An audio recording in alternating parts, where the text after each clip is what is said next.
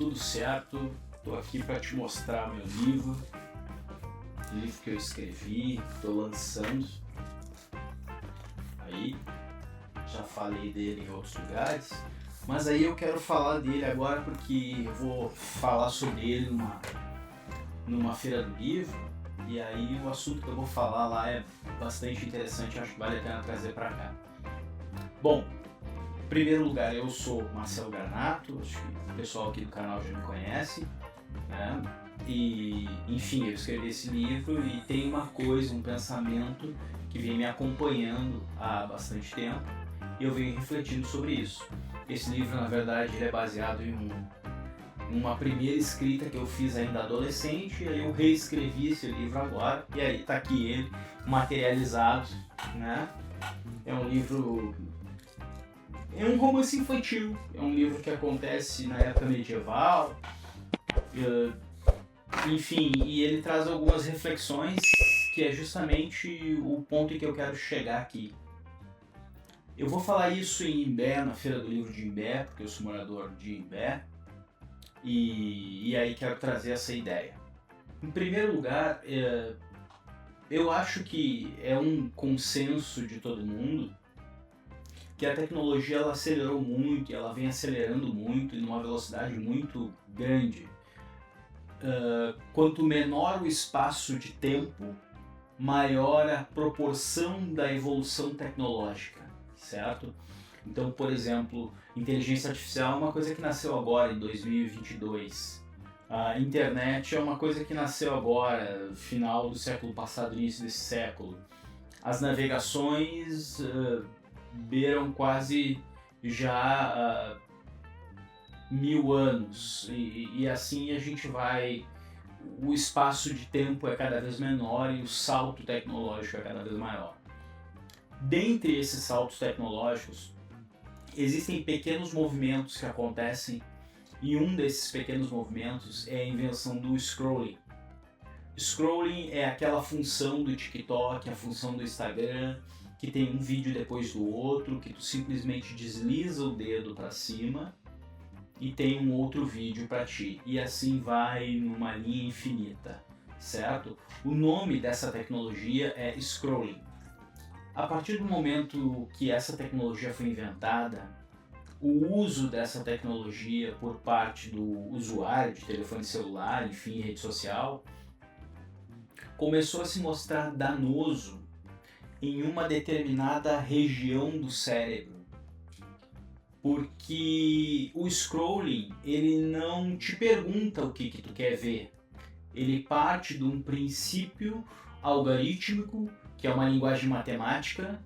Então ele parte desse princípio que ele imagina o que tu quer ver ou o que ele acha que vai te reter naquela tela, vai te manter ali na frente da tela. Diferente de tu olhares um cardápio e escolher a opção que tu queres almoçar, que tu quer fazer a refeição, enfim. Ou o sabor do picolé que tu vai escolher quando tu olha no cartaz. Tu tá fazendo uma escolha. O scrolling, ele te tira essa... E ele não tá tirando a possibilidade da escolha, ele simplesmente ele ignora simplesmente isso. Porque imagina-se que o teu algoritmo vai te conhecer, vai entender o que tu gosta e de fato ele vai entender de forma matemática, fria, para te manter conectado naquela rede social. Quanto mais tempo tu tiver naquela tela, para ele é melhor. É isso que ele está buscando objetivamente. Então ele consegue transformar isso numa linguagem matemática. Muito bem, uma vez que nós vamos para esse lugar do scrolling, de ficar recebendo aquilo que o algoritmo determinou que é o indicado, uma vez que a gente vai para esse lugar, a gente deixa de exercitar o que talvez seja a grande essência do ser humano. Uma coisa que é o mote principal desse resgate da filosofia, é importante a gente entender que o que eu quero dizer com isso, né? Filosofia. A filosofia, eu não quero dizer ipsis litera a palavra filosofia, que significa amor ao saber.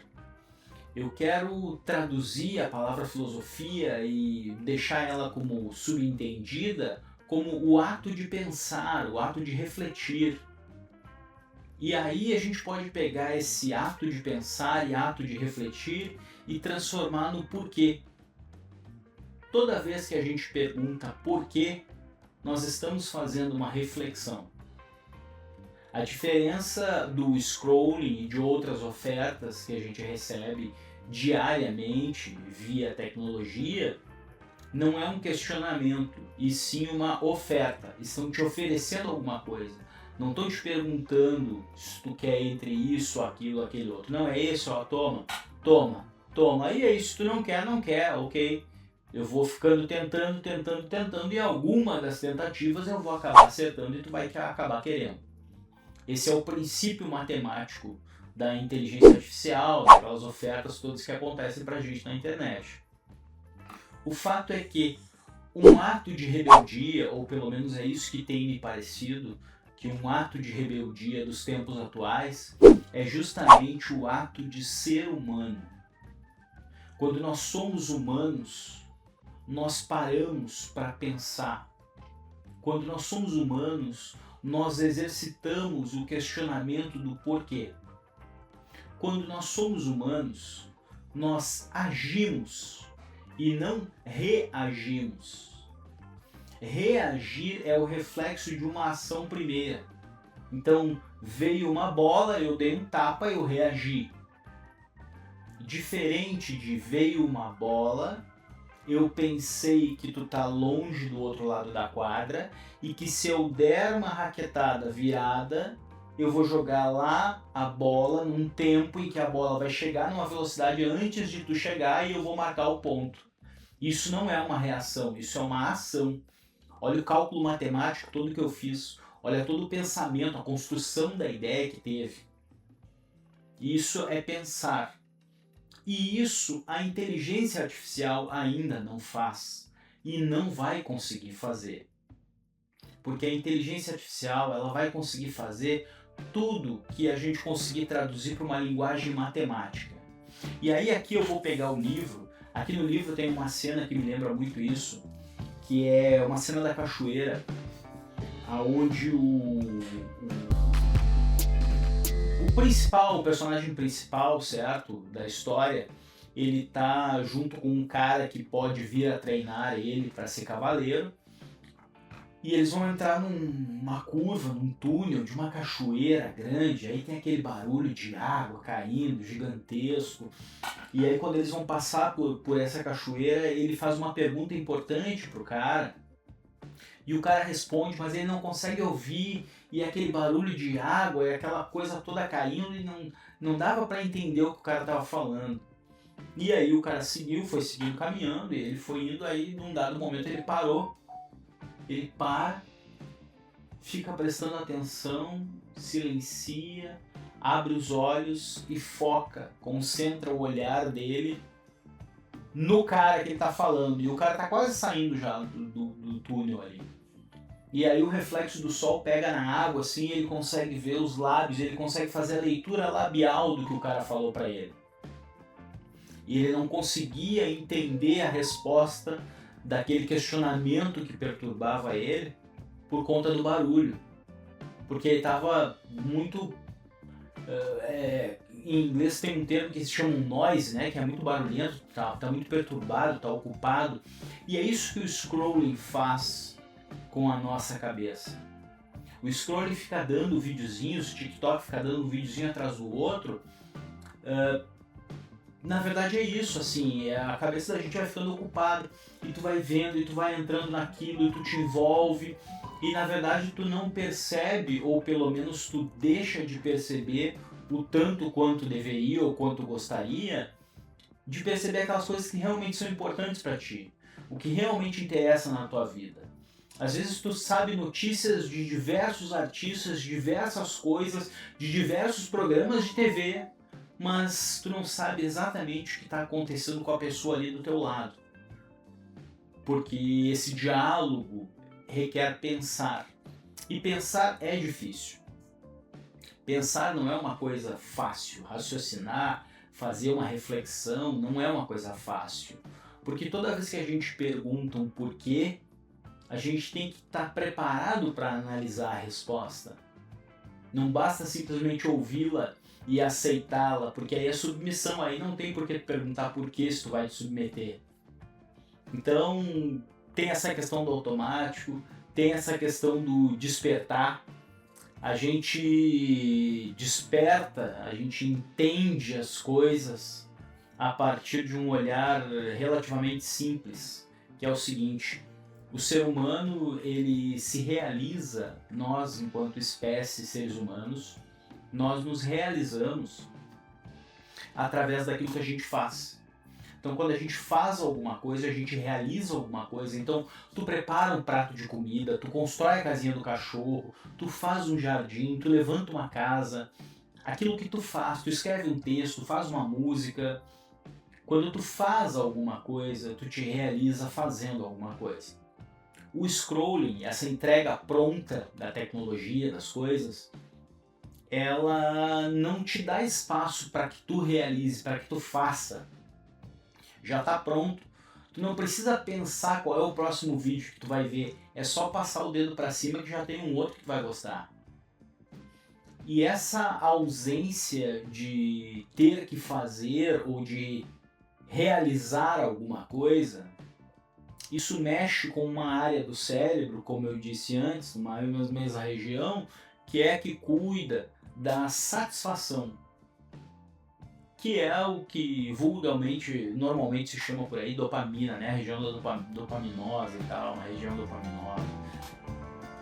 A dopamina, essa não é felicidade também, porque felicidade é uma outra coisa, tá? Mas essa sensação de realização, de estar realizado, de ter feito alguma coisa, ter realizado alguma coisa. O ser humano, ele precisa dessa sensação, em especial quando ele é criança, na infância, para que ele desenvolva essa área do cérebro, para que quando adulto saiba reconhecer a satisfação. Porque aquela criança que vem muito no automático, muito no eletrônico, muito no tá tudo pronto, muito no scrolling, ele não desenvolve essa área do cérebro que reconhece a satisfação de ter feito alguma coisa, de ter realizado. A sensação de realização, certo? Não precisa ser o melhor, mas eu fiz. Então a sensação de felicidade por ter feito alguma coisa. E essa sensação, quando adulto, é muito importante na vida das pessoas e isso ajuda demais. Mas o mote aqui não é só esse. É entender que ferramentas pequenas como o scrolling podem acessar essa área que talvez não seja tão interessante assim da gente terceirizar, da gente passar adiante. E aí o senso de rebeldia, ser humano, porque para ser humano nós precisamos exercitar o pensar. E aí volto no porquê, né? No querer saber o porquê e etc. Então, o que o ser humano tem de diferente é aquilo que ele consegue traduzir em não matemático. Por exemplo, saudade é uma coisa que tu não consegue traduzir matematicamente. Compaixão tu não consegue traduzir matematicamente. Porque todas aquelas coisas que forem possíveis de serem traduzidas matematicamente, processos, enfim, qualquer coisa que tu consiga traduzir matematicamente, a inteligência artificial vai fazer melhor, se ela já não faz. E tá tudo certo. Não tem essa coisa de que vai tomar o emprego, não, o lugar, não. É que a gente tem que se encaixar melhor. O ser humano tem capacidades, tem coisas que jamais vão ser substituíveis pela máquina, como compaixão, certo? E aí entra essa questão dos porquês. A máquina não pergunta porquê, ela faz um cálculo matemático. Aquilo que se aproximar mais do objetivo dela é o que ela vai escolher. Pronto. Numa questão de justiça e compaixão, por exemplo, a máquina ela vai fazer justiça. O ser humano pode fazer justiça também, mas o ser humano tem chance de fazer compaixão. Tem de agir com compaixão. E a máquina não tem como, porque ela desconhece isso. Então são pequenas melindres que garantem a existência do humano e a vaga do humano na sociedade desenvolvida. Entretanto, a gente precisa exercitar essas coisas, a gente precisa praticar essas coisas, a gente precisa saber que elas existem. E aqui entra um perigo da gente reagir às coisas sem pensar. E aí, de novo, reagir não é agir. Reagir é uma ação que vem depois de uma primeira. Agir não. Agir é uma ação que vem depois de um planejamento. Esse planejamento é o exercício de pensar. E no começo, parece que toma tempo, parece que desgasta muita energia e nos confunde um pouco, mas depois, com o tempo, com o hábito, a gente acaba praticando o pensar antes de quase qualquer coisa, acaba usando o porquê para quase tudo, e em médio e longo tempo isso acaba facilitando a nossa vida, porque a gente acaba cometendo um número menor de erros, porque errar faz parte do ser humano, certo? Diferente da inteligência artificial, que ela não vai errar, ela está programada de uma forma e ela vai executar aquilo para o qual ela foi programada. Para ela errar, a programação inicial foi errada. E aí, uma outra particularidade do ser humano insubstituível, a capacidade de cometer um erro e de tu identificar que cometeu um erro. Porque nós, seres humanos, somos as únicas criaturas que conseguimos pensar num amanhã que não existe, lembrar de um ontem que já passou, tudo isso vivendo um hoje que é o agora. Nós somos a única criatura que tem essa noção temporal da existência. E essa noção temporal tem que nos mostrar algumas coisas, ou pelo menos ela pode nos mostrar algumas coisas. E uma das coisas que ela pode nos mostrar é isso, é que a gente não pode delegar o ato de pensar para uma inteligência artificial. A gente tem que exercitar o ato de pensar. A gente pode exercitar isso através das nossas escolhas, através da prática diária, de simplesmente eu refletir ou perguntar por que determinada coisa. A prática, ela é simples, mas ela exige sim um estar atento, exige uma vontade, eu quero, exige algumas coisas, mas ela está acessível. E quando a gente pratica isso, e uma das formas excelentes de se praticar, e aí tem uma outra cena do livro que eu acho que lembra muito isso e dá para trazer aqui, que é uma cena de compaixão, né? No final da história lá, o que acontece com o personagem principal é o seguinte, ele cometeu um erro num determinado momento da história e ele identificou que ele cometeu um erro. E aí assumiu, aceitou, tá tudo certo, ok. Mais pra frente na história, uma outra pessoa comete um erro, e agora dessa vez comete um erro com ele, com o cavaleiro.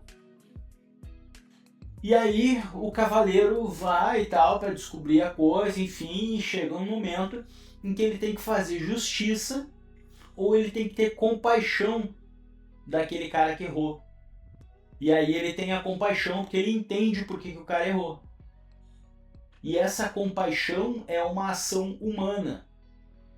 A matemática levaria à justiça. Olho por olho, dente por dente. 1 menos 1 é 0. Mas a compaixão é um sentimento humano. E aí só o humano consegue olhar e pensar, puxa vida, eu ser empático, né? Se eu estivesse nessa situação, eu também teria feito isso. Essa empatia também é uma exclusividade do ser humano. Bom, o que realmente importa aqui é essa visão de que talvez nos dias de hoje um ato de rebeldia seja justamente o ato de sermos humanos. Sermos humanos de que forma? Através do resgate da filosofia. Entendendo filosofia como o ato de pensar, o ato de se questionar por quê. Simplesmente isso. O simples fato de se perguntar por quê sobre alguma coisa já é um ato de filosofia, já é um ato de filosofar. Refletir sobre determinadas situações, por que isso acontece, por que aquilo acontece, isso já é um ato de filosofia, isso já é filosofar.